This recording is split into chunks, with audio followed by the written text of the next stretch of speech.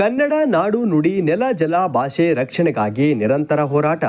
Corona ಕಡುಕಷ್ಟ ಸಂದರ್ಭದಲ್ಲಿ ನೊಂದವರಿಗೆ ಜೀವನೋಪಯೋಗಿ ಸಾಮಗ್ರಿಗಳನ್ನು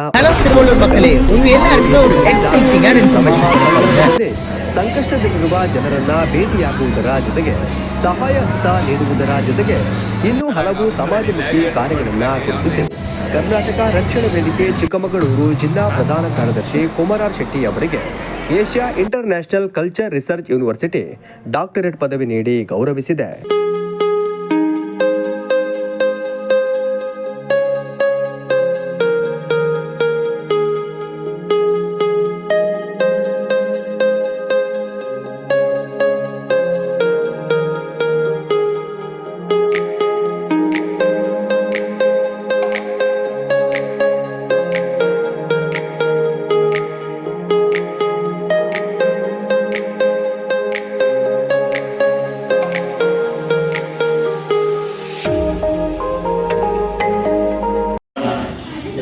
ನಮಸ್ಕಾರ.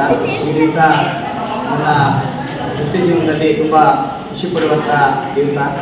ಏಕೆಂದರೆ ಸುಮಾರು 19 ವರ್ಷಗಳಿಂದ ಸಮಾಜ ಸೇವೆಯನ್ನು ಮಾಡಿಕೊಂಡು ಬರ್ತಾ ಇದ್ದೀನಿ. ಇವತ್ತು 19 ವರ್ಷದ ಸಮಾಜ ಸೇವೆಯ ಜರ್ನಿಯಲ್ಲಿ ಹಲವಾರು ರೀತಿಯ ಸೇವೆಗಳನ್ನ ಮಾಡ್ಕೊಂಡು ಬಂದಿದ್ದೀವಿ.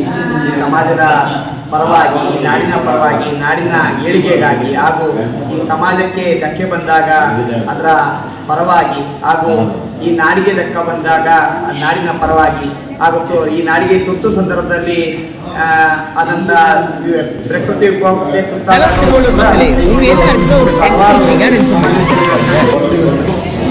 ಏಷ್ಯನ್ ಕಲ್ಚರಲ್ ಯೂನಿವರ್ಸಿಟಿಯಿಂದ ಡಾಕ್ಟರೇಟ್ ಅವಾರ್ಡನ್ನು ಕೊಡ್ತಾ ಇದ್ದಾರೆ.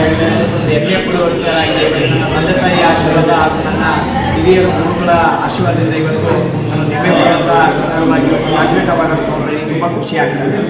ನನ್ನ ಹೆಸರು ಕುಮಾರ್ ಶೆಟ್ಟಿ ಅಂತ ಚಿಕ್ಕಮಗಳೂರು.